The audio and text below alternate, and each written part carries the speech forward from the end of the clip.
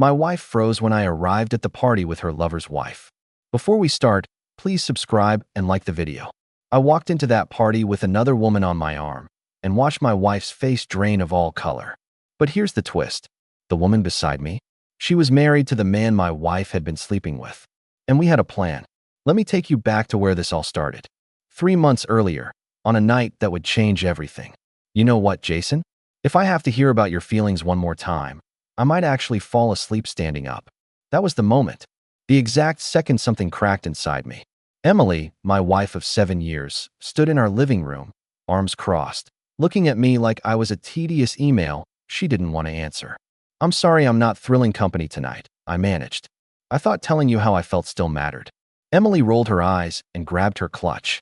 It does, in small doses. But this heavy, mopey energy? It's exhausting.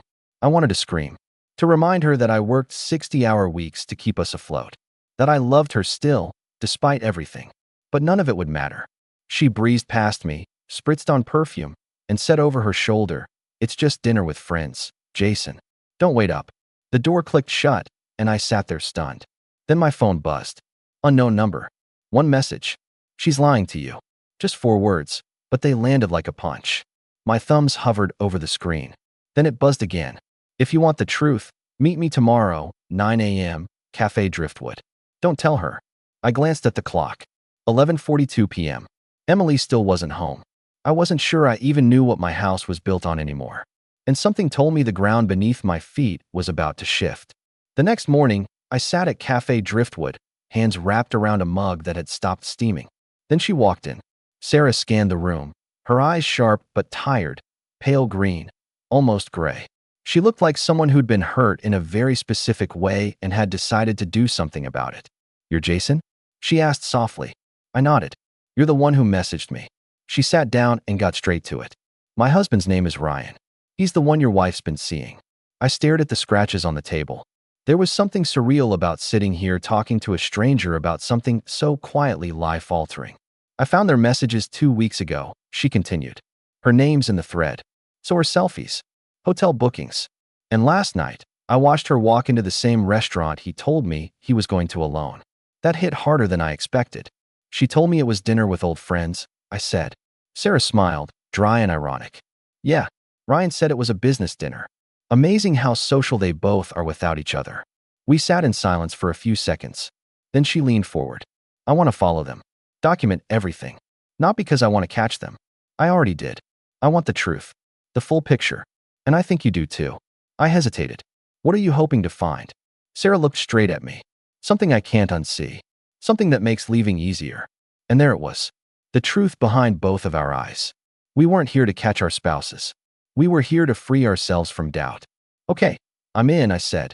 She smiled with the faintest trace of relief. "Good. I already have a plan." It started quietly. Sarah and I met the next evening. She had parked her car across from a high-end restaurant. "They're inside," she said softly. "Table near the window." She laughed when he touched her hand. That simple sentence knocked the wind out of me. I glanced across the street. There they were. Emily, my Emily, tilting her head, smiling like I hadn't seen her do in months. Ryan was speaking with casual confidence. "I took pictures," Sarah said, handing me her phone. There they were. Blurry but undeniable. Her hand on his knee under the table. His fingers tracing the edge of her wine glass. Later that week, we followed them again. Sarah caught them sharing a cab, sitting close, heads tilted toward each other. I waited outside the downtown Marriott while she snapped a photo of them entering through the side entrance.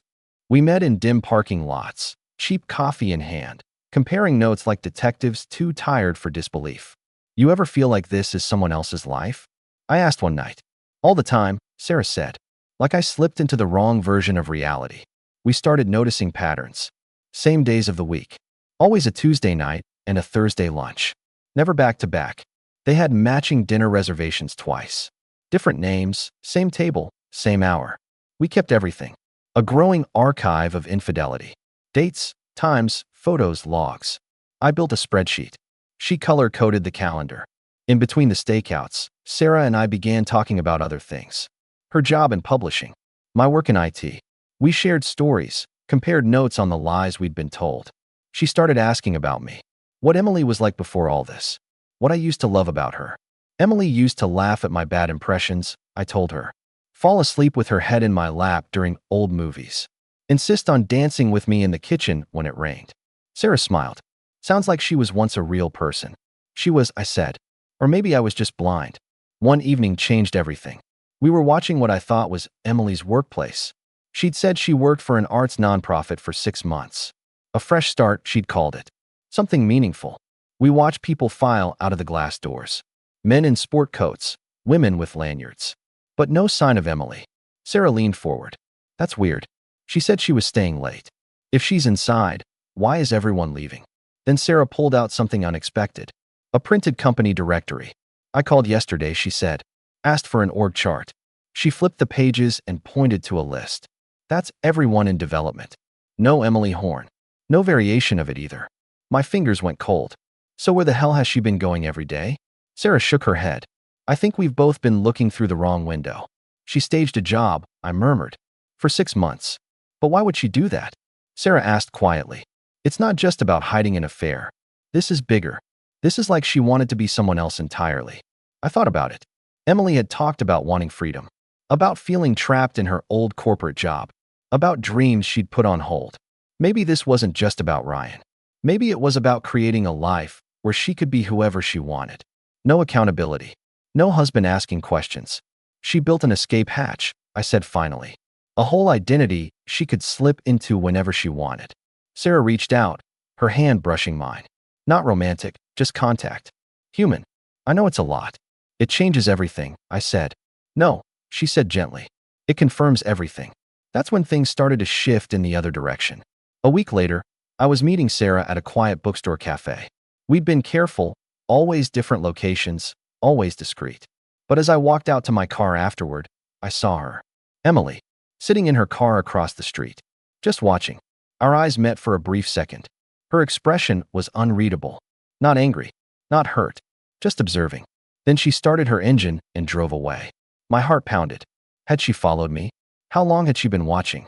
That night at home, Emily was different. Quieter. She made dinner, set the table, but kept glancing at me like she was solving a puzzle. You seem busy lately, she said casually, sipping her wine. Lots of late meetings? Just work stuff? I replied, keeping my voice steady. She nodded slowly. It's funny. I've been thinking about us a lot. About what we've become. I didn't respond.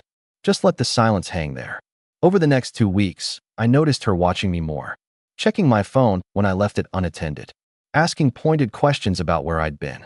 It was like she knew something had changed, but couldn't figure out what. And then came the counseling session that changed everything. We were sitting in Rebecca's office. The therapist had asked Emily to share what she'd been feeling. Emily took a deep breath. I think Jason's been pulling away. And I understand why. I haven't been present. I haven't been the wife he deserves. She turned to me, eyes glistening. I want to tell you something. Something I should have told you months ago. My stomach tightened. I never took that job at the nonprofit, she said, voice shaking. I made it up. I know how that sounds. But I felt so trapped in my old life. The corporate grind, the expectations. I just wanted to feel free. To have time to figure out who I was outside of being someone's wife or someone's employee. Rebecca leaned forward. And what did you do with that time? Emily looked down at her hands. I explored the city. Took art classes. Wrote in cafes. I know I should have been honest, but I was afraid Jason would judge me. Would think I was irresponsible. She looked at me with what seemed like genuine vulnerability. I'm so sorry. I know I've hurt you. But I want to fix this. I want us to start over. Really start over. It was a masterful performance. The perfect confession. Just enough truth to seem honest, but leaving out the most important part. Ryan. I sat there, watching her, and realized this was her play. She'd seen me with Sarah. She'd panicked. And now she was offering me a limited hangout, a partial truth to prevent me from digging deeper. I looked at Rebecca, then back at Emily. Thank you for being honest, I said calmly. Emily's shoulders relaxed. Relief flooded her face. But I wasn't done. I kept going to counseling, kept playing along. Emily seemed to think her confession had worked, that we were on the path to reconciliation. She made the bed again with hospital corners. She ironed my shirts. She packed my lunch with notes. Trying so hard. Love E. But I'd seen through it. The fake job confession was just another layer of deception. A strategic retreat to hold the line somewhere else. Meanwhile, Sarah and I continued our work, more carefully now. We knew Emily was suspicious, but we were close. So close to having everything we needed. Then one afternoon, Sarah texted me. Can we meet tonight? It's important. We met in the park. Sarah didn't look at me right away. She just stared straight ahead. You okay? I asked. I took a test, she said finally. A test? She nodded. Pregnancy. Everything inside me stopped. She pulled a folded slip of paper from her coat and passed it to me. Positive. My chest tightened. We hadn't meant to get here. It had been one night.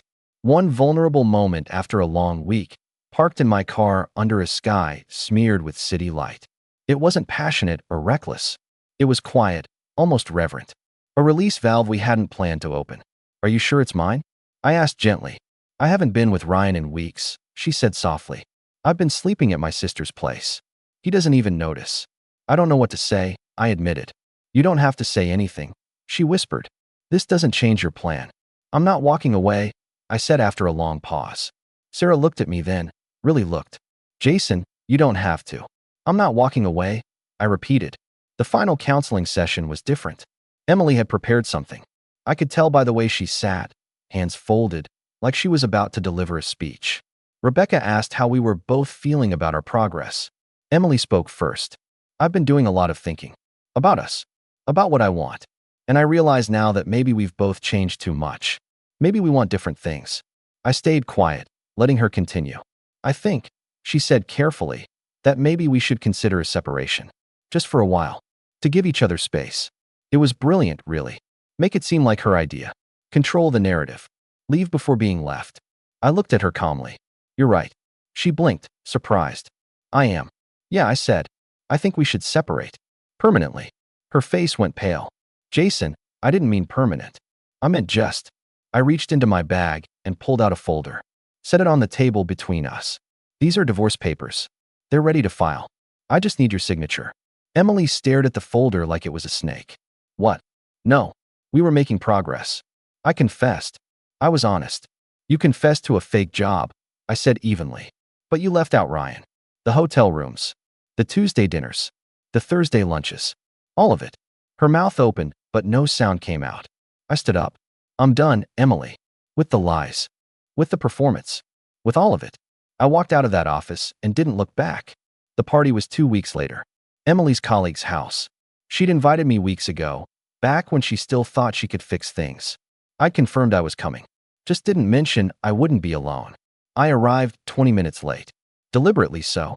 Emily's voice was already floating through the open windows, lilting and practiced.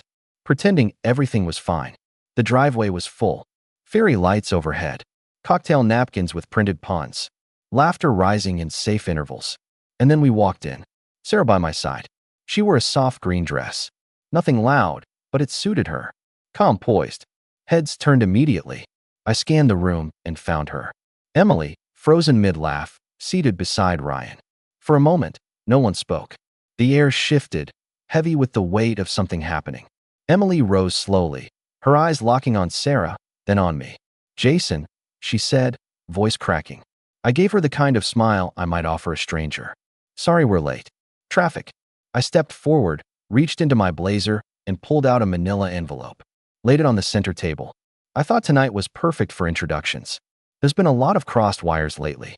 Secrets. Misdirection. But nothing clears the air like honesty. Ryan had paled considerably. Someone in the back muttered, "Oh my God." Emily's hands were shaking. She looked from me to the envelope to Sarah. I stepped closer. These are divorce papers. They've been signed. Just need yours. She finally found her voice. You don't have to do this. Not here. That's where you're wrong, I said louder now. Here is exactly where I have to do it. The room had gone silent. People stared, unsure if they were witnessing drama or history. And then Ryan reached for her arm. Some unconscious instinct. That's when Emily snapped. Don't touch me, she hissed, yanking away. And just like that, the performance cracked wide open. I turned to leave. Sarah followed. Behind us, Emily's voice rose one final time, panicked, desperate. Jason, wait. Please. I paused at the door, looked back just once, and said, You wanted freedom, Emily. Now you have it. And then we walked out into the cool night. 3 months later, I visited Sarah at the hospital. She was sitting up in bed, dark hair pulled back, a sleeping newborn tucked against her chest in a wrap of pale blue cloth. When she saw me, her eyes lit up with something gentle. Recognition. Belonging. He's perfect, I said, voice low. Sarah smiled, her fingers gently stroking the baby's head. He doesn't even know how much drama preceded his arrival. Maybe that's a good thing, I murmured. We didn't say much after that. Didn't need to. The air between us was calm in a way I hadn't known I craved. I held him for a while. His eyes fluttered under paper-thin lids. He didn't cry.